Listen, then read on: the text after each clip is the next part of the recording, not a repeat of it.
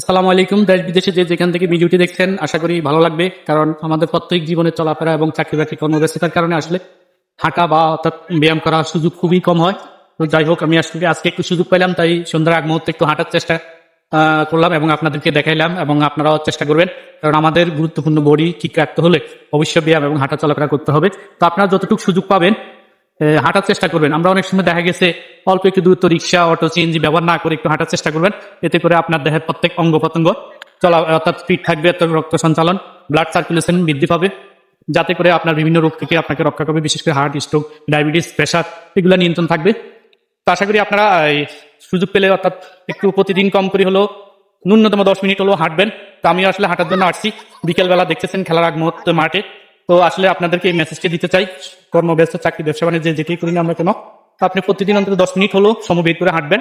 এতে আপনার diabetes, heart, pressure, বিভিন্ন রোগ থেকে রক্ষা পাবে। তো আজকে এই পর্যন্ত, সামনের ভিডিওতে আসবেন ইনশাল্লাহ। ভালো লাগলে লাইক শেয়ার করে